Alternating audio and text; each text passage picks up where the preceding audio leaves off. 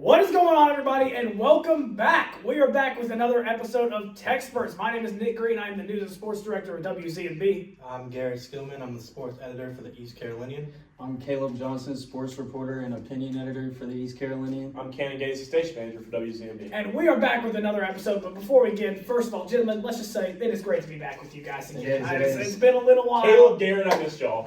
We missed you guys. I missed you too. I missed you too as well. I've seen Cannon all summer. There's nothing much really to say to that guy. But it's good to be back with you guys, and we're back to be talking about football back again, because football is back, baby. We are so back, and we are ready for this. We got NC State this coming Thursday. We are recording this on Monday. So Thursday, August 28th, we're playing at NC State at Carter Finley Stadium. Gentlemen, let's go ahead and jump right on into this. What are our initial thoughts going into this game? What are we thinking? Cannon, you want to say? Oh, am I going first? I just want you to say. Okay, sorry. Yeah, we need a rant, a Cannon rant to start the year. I think Got a rant to start the Maybe year? not No. yet. Maybe not yet. Every time he talks, it's a I rant. don't want a rant. He's into this. Every time he talks, it's a rant. Come on. I just know he's fired up. Let's just see what he's got. Look, he's charging the batteries. Screw the Wolfpack! Okay, that's all I need to say, honestly. CJ Bailey, Raheem Craig's about to put your face mask in the ground, and then I don't know why I'm having a feeling Jordy Lowry or Key Correll, one of them two is making a big pick at some point, making a prediction there right now. All right. Okay. That's all I need to say. I mean, yeah, screw the Wolfpack, but I think it's going to be a good game, obviously. It's the rematch from the last game of last season, the Military Bowl. A lot of energy, a lot of animosity from both of these teams. Actually, really just from the state side. We've been relatively chill about it in the media, surprisingly, our players have. But I'm excited. I think it's going to be a close game, but I think we get the dub. I think that our offense is so high-powered this year that the big defying factor for us is going to be our offensive line play. I think defensively, we're going to have to lean on J.D. Lampley and Raheem Craig a lot, but I'm really confident in our secondary coming into this year. I don't know how you guys feel about that. I'm the same way. I'm super fired up, man.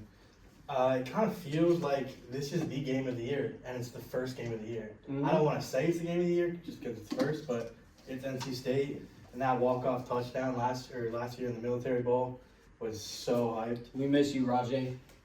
Yeah, seriously. But Montgomery, we're good. We got And Marlon Gunn. And Parker Jenkins. Yeah. We're So, deep. Committee, baby. Is Marlon Committee. Gunn in our class? He is. Marlon Gunn's in one of our class. Shout out Marlon Gunn. Shout out him. Committee. Dude, I'm fired up. I got a lot of things I can talk about. Caden Hauser, I think he's going to be the factor this year. He had about half a season of starting play. We just got to keep those turnovers down. I mean, that was his one flaw last year. And like Caleb said, that offensive line, we just got to keep that going and let Kane just air it out. And yeah, I'm so hyped. Can I bring up two players before Nick goes? Sorry. I have one too. Two guys I wanted to bring up, one on offense, one on defense. Traquez Petaway, I think, is going to be an X factor in every game. It doesn't matter, it's just not just the game. Because he's going to be taking over that Winston role. Also, defense. I'm just going to call him Captain. I don't know if he will be. Captain Tegan Wilk. Yes, baby. Bringing him back to the Pirate Nation. Yes. I'm excited for Tegan. I hope he stays healthy. Absolutely, guys. Oh, baby. I could not be more excited for this game. I mean, this has been one of the most highly anticipated opening weekends for ECU football in a long time. I mean, you can just feel the energy around Greenville right now. You can feel the energy amongst all four of us right now. This is just, I mean, I've got chills talking about this right now. This is just absolutely incredible right now. I am so freaking pumped. I agree. Caden Hauser, this is one of the, I mean, golly, this is a great year for you to really show off who you are, show off the talent you had. We know you were doubted at the beginning of last year a little bit. You got the backup role right off the rip. But once you took over the starting role, we got rid of Mike Houston, and we kind of just let you loose a little bit. I tell you what, this offense has been insane. It's been very high tempo. I expect the high tempo offense to continue on Thursday. I expect that right off the rip, whether we get the ball first or if we have to answer second or however we have to do, whatever we have to do. I'll tell you right now, I'm expecting the high tempo offense and to be very, very productive early on. I wouldn't even be surprised if JDB called a shot play in the first 3 plays. Throw one down. I agree. Wouldn't be shocked at all. Just get it going. Oh man, I'd be ready to Anthony go. Smith? I would love it. Oh man, they'd get the energy going.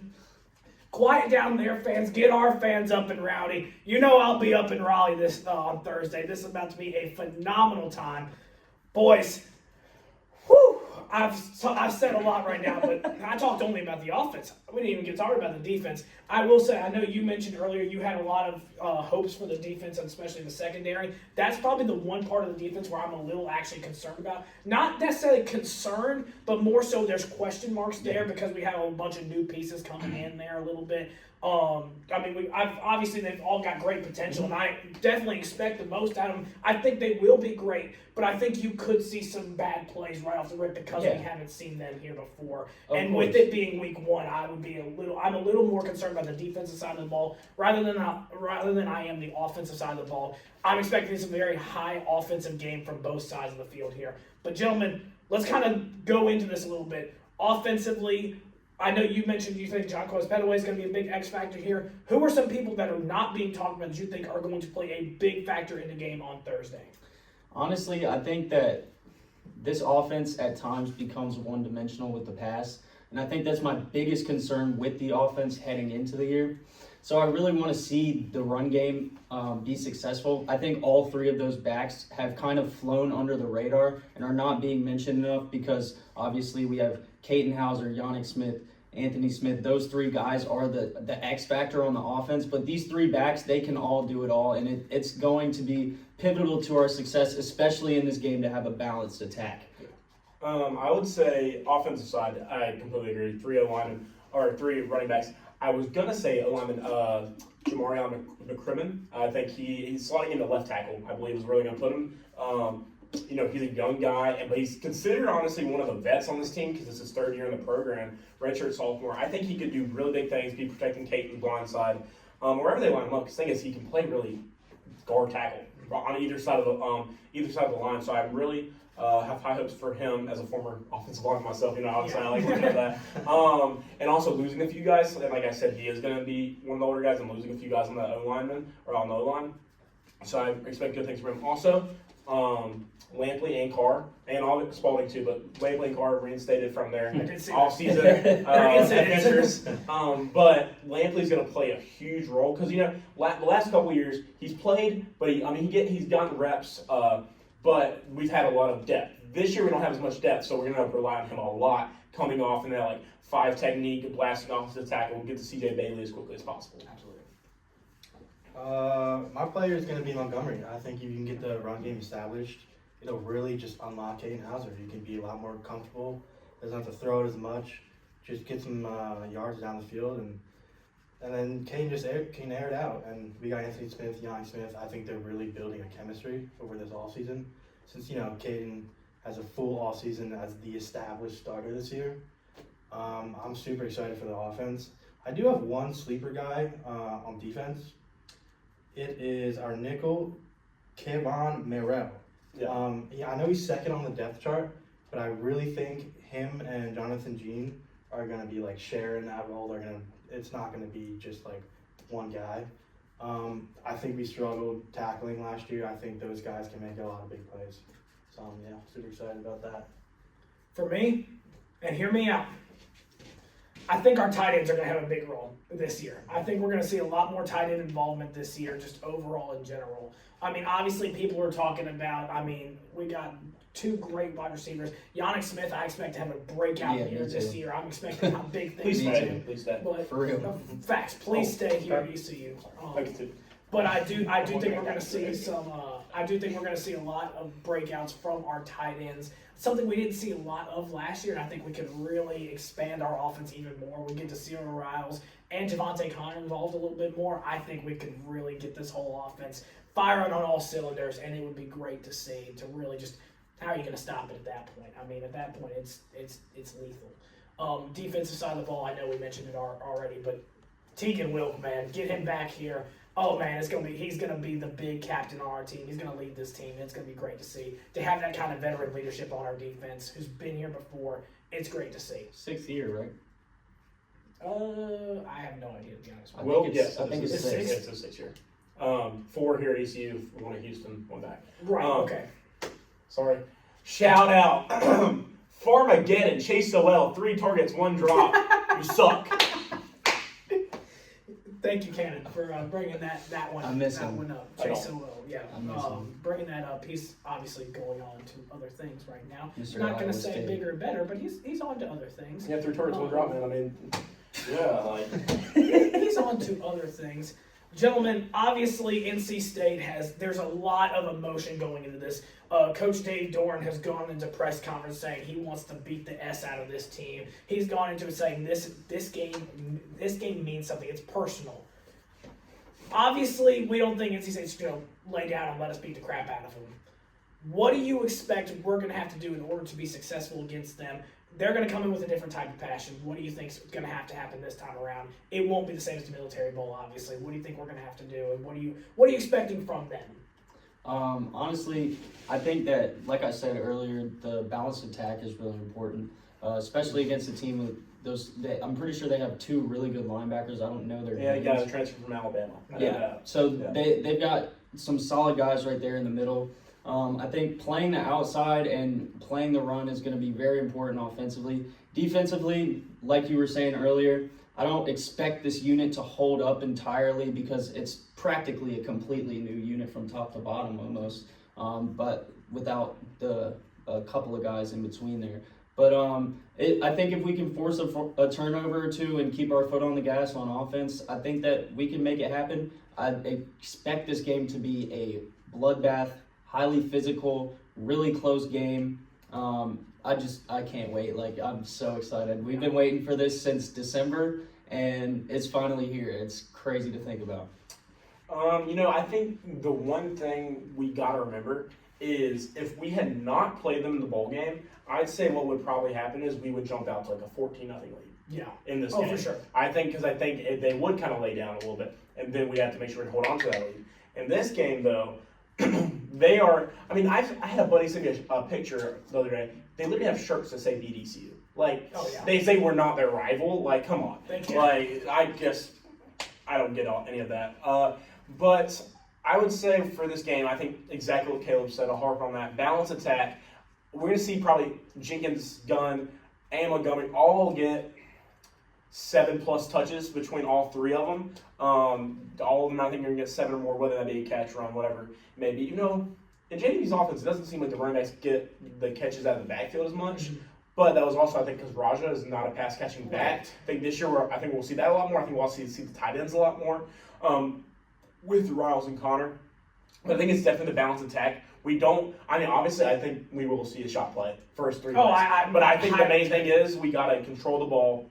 We got to play smart football. Because I think Caton can do that. He hasn't shown it at times because it's not really what our offense is. But I think in this game, the key to win may be trying to not slow down the game necessarily, but just control it. There's sometimes I don't think we need to go as fast as we typically do. Because I don't think State's defense is that great where it's like, no, we got to go quick. That's the only way we're going to win.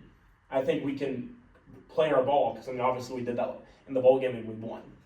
Defense just hit them out early. I think it's really all it is. Hit CJ Bailey, get there quick, and Smothers. Smothers was a great back. Yeah, that was going to be what I was going to bring up too. Can I piggyback off of that real quick? I think it was after one of the training camp games, Caden Hauser was in an interview and they were asking, I think it was Igo that asked him, was talking about JDB's system and how he feels in it and what the learning curve has been like. And he basically came out and said that he has nothing left to learn. It's just perfecting his craft. And I think that what we're talking about with the balanced attack, not taking like an absurd amount of shots like he did last year and putting the ball in position to be turned over. I think that we're going to see a little bit more quick game, short throws, runs, and that's what wins you the ball game because that's how you can control the clock. You move the sticks, run the clock down, and you're in position to score every time when you can do that efficiently. So we did that more in the bowl game. Exactly. Also, we played a whole. I would like to see Caton run too because he was using his legs like crazy in that game. That is something that might be a slept-on part of the game plan. Yeah. Speaking of running with quarterback, Mike Wright is going to get some touches. Oh, Quarterback, yeah, Mike, he's going to get some touches. I think there's no way we don't. 100%. I love that you mentioned the slow play thing. I think the emotions are going to be so high. It's going to be Exactly. a physical game, especially in the first few minutes of the game. I think we got to take the shots, though, whenever there's an opportunity, whenever they don't expect it. Because, I mean, like you said, you can keep throwing those checkdowns, throwing some screen passes and stuff. But I think it's going to come down to who's willing to take a shot down the field. Because, I mean, their defense is pretty good, NC State. And I don't know how much of the run game we're really going to get out of this game. Yeah. But, yeah, I mean, our receivers are going to be... If we can run the ball efficiently, this game's done for. Oh, yeah. If we can run the ball efficiently, this game's done for. Yeah. We're winning. No That'd question. be Because we're going to take the shot plays. Like, And we're going to hit on a couple. I really Yeah. hope it's the first drive of the game, too. Oh, me too. Me too. I would bet a lot of money. I may not go 3 plays like Nick, but I'll say for 6 if we get Yeah, that far. I think we'll see. Yeah. I think we'll see one, to say the least. But yeah, no, I 100% agree with you guys. I mean, Hollywood Smothers is going to be the guy who I was going to bring. We have to keep him in check. We did not keep him in check in the bowl game at all. I think the big reason why we honestly won the bowl game is because it was poor coaching by NC State not using him in the fourth quarter, really. Because they didn't really use him at all in the fourth quarter, which was terrible on their half because we had no stop for him. And I think if Dave Doran and their coaching staff has learned anything from the Military Bowl, I think we're going to see a lot of Hollywood Smothers from NC State themselves. I think that's going to be somebody who we need to kind of key in on, and I think that's going to be, I mean, it's going to be the whole defense as a whole, but I think Tegan Wilk, that's going to be where he's going to have to step up and make some plays where it is, because he's going to have to be like, all right, this is the guy he's going to break us down if we can't stop him early. I think if we can force them into passing situations, I actually like our chances a lot in this game. Bailey's still so young. We Exactly. got to force the ball out of his hands. Exactly. If we can force them to pass the ball and not take the simple checkdowns, I love our chances in this game. And that's where I think this game is going to be won, is their offense versus our defense. That's where we're going to have to win this game if we're going to do it. I'm not worried about our offense against their defense. I'm worried about our defense versus their offense. That's where this game needs to be won. So, that being said, gentlemen, do we want to jump into score predictions and final thoughts of the NC State game before we go into the kind of whole season? Yes, I'll go first only because I have one more point I wanted to bring up. Okay. I think another reason why Tegan Wilk and Merrill are going to play a big part, and this is the safeties in general, completely forgot, Justin Jolly, one of the best tight ends in the country. Jolie, whatever his name is, close enough.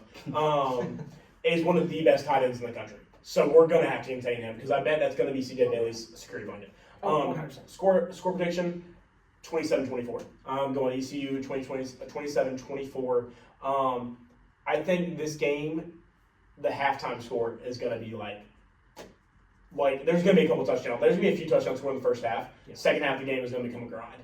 And that's when we're definitely going to need to keep the balance. That's exactly what it was in December. Exactly. I think it's going to be something like 17-14 at halftime. Both teams will be over double digits. I believe that. Mm-hmm. Okay. I'm going to go with 24-17 ECU. I think that, just to kind of close it out, I think that heading into this game, this offense has, especially in that first stretch before we got to the bowl game, we were so pass heavy, and then we played State, and it was like we were playing a completely different style of football. So I'm really interested to see what JDB and Caden Hauser and Blake Harrell's approach is offensively this game, because we can really do anything. We've shown them the gritty, tough run game with our running backs and our quarterback, and they also know that we have all the power outside to air it out. So it's just going to be a fun watch, man. I can't be more excited. I'm going with 35-27.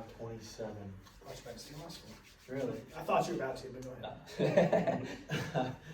Yeah, I just think it's gonna be. Just gonna be such there's so much emotions in this game right now. I just think they want to kill each other. They really want to kill each other. So I think it could be a pretty high scoring game, to be honest. Like you said, you could feel it around Greenville. You could feel the hype of this game. In class today, everybody's talking about it. You going to the game? You going to the game? Yeah. But yeah, I really do. I'm scared of the high scoring game, not gonna lie. I think if it gets a high scoring game, I don't care about our offense. I'm scared of that. But yeah, I'm going with 35-27. Well, I also think it's going to be a high-scoring game. I'm saying 35-31 ECU is going to pull it out, though. And I'm just saying that because of the fact I do think our defense, because, like I said, there's not that many returning pieces here, I think they're going to have some plays where they're just going to struggle, make some mental errors, and it's kind of to be expected with this group. It's not saying that they're not good, they won't pick it up by the end of the season. I just don't expect it week one, to be honest with you. I think our offense, I'm not worried about at all. I think they'll put up points just fine. It's defense that I'm a little concerned about, and that's where we're going to have to win this game at. That being said, so I think they're going to put up points just as much as I think we're going to put up points because our offense has just been – so from what we've been hearing so far is our offense has been killing it preseason right now in the practices. So I think that being said, I think that's why I think it's going to be a high-scoring game. 35-31, Pirates are going to get it done 1-0, leaving Raleigh with another win, doubling down on the win back in December, and it's going to be a great way to start off this season, going into a very long season, which, gentlemen, let's talk about that for just a brief little bit. We got the whole season ahead of us. We got a tough schedule, but we're a much better team than what we were last year. What are we thinking for this season? What are the kind of floors and ceilings? What are we thinking? Floor, I think our floor is winning between 6 and 7 games, and our ceiling, our ceiling is probably between 8 and 10 wins. I think that we can give any team in the nation besides like the big dogs in the SEC, I think we can give them all work. I think it's just a matter of consistency. We've seen this team go up and down a lot, but I think this is going to be a more polished group, especially offensively this year. So that's why I think we'll probably win. I think we'll go 8-4. Another guy who I just don't know how we didn't mention, Jamali Riddle. I mean, Yeah. come on. I don't know why he wasn't mentioned. We talked about all the that's a stud right there. Very much so. I think our floor is 6-6, and I believe our ceiling is 10-2. I really don't like. Yeah, I think it's like. That's what I think. Like, I honestly might even like 6. I mean, our schedule's tough. One thing I will say is, BYU, when we play them, they just started, they just announced Botmeyer, true freshman, as their starting quarterback, and I fully believe they're playing like Portland State or something, and then they play Stanford. And if anybody saw anything, I didn't really watch it with the Hawaii game. I heard I know they lost, but I think that was really bad. And it was a close game. I heard it was really bad how Stanford played. Stanford, that's not like a very good opponent. So with that, I just was wanting to mention true freshman quarterback. I think for me it's toughest opponent going into that. So I think floor 6-6, ceiling 10-2. So yeah, that's I think our 3 toughest games is probably BYU State and. Well, actually, I would say them too because Army, Tulane, Memphis is all tough. I think that stretch of BYU, Army, and Tulane is like the most pivotal. Pivotal. Yeah. If we can go 3-0 in that, oh my gosh, we'll be cruising. Yeah. But then I have very high hopes for this team, and I struggled to find 2 teams that we would lose to. I think a full season under Blake Harrell, or Harrell, whatever you want to say it, but we looked so good when he became the coach. We went 4 straight and then lost 1 and then won 1. Do it to him. Do it to him. I think our the bottom floor is 8-4. Okay. I think our ceiling is probably 10-2. The only 2 games I have us losing are BYU and Memphis. Memphis was good last year. We have a tough schedule, but yeah, I have such high hopes. I really think we can win the first 3 games of the season, and then the rest of the season, I think we get a lot of wins. I think if we were going to lose 2, it'd be BYU and Tulane. I'll say Tulane is one. I'm almost chalking up in my head as a loss. Not just the quarterbacks, but it's at Tulane, and not just the quarterbacks. Whoever it is, Brett Slaff or Sullivan, they're both great transfer quarterbacks. John Summerall is one of the best Group of 5 coaches. He's going to get a Power 5 job in the next 2 years. 100%. So, Tulane is who I would think we'd lose to. Memphis is a tough team. That's a tough team. I agree. That's home though. It's prediction. I think I know your prediction. Well, hold on. Go ahead. If Oh, you think you know my no. prediction, I want to hear. Well, you always shoot for the stars, so I think I know what you're gonna say. 12-0, the 12 seed in the 11-1, 11-1. Hey, listen now. Listen, it's not completely out of that. But, however, I'm going to say the floor 6-6. I think that's kind of a pretty reasonable floor with the schedule. It's a tough schedule. That's kind of where I'm at. I could see 6-6 being the floor, and I'd be like, okay, I get Pirate it. football. I get it. Yeah. Ceiling. I don't want to say 10-2, but I'm almost like I'm thinking 10-2, 9-3, 10-2, somewhere in there. Just because this team has there's so much potential with this team right now. I mean, It just feels different. it feels so much Than the different. past There's so years. much more excitement going into this year. Obviously, every time I felt like this, ECU is typically known for letting me down. So please don't do that. But it's my senior year, so it'd be really nice if Could bless you a little bit. maybe let's. I would like to say college football playoffs would be phenomenal, but we'll just how about American Championship? I'll take that. Let's American. I think I'd Championship. shed a tear if we won the American. I would too. I'm not gonna lie. I would cry. College football playoffs. College football playoffs. I would cry. I'd shave my head. We're putting that on the record. We're gonna put that on the record. I'll dye my hair color. How about that?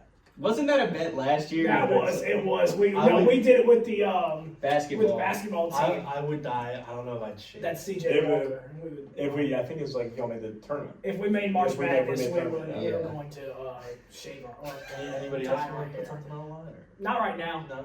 Maybe later. Not right now. Definitely not anything to do with my hair. Definitely Definitely not anything to do with my hair.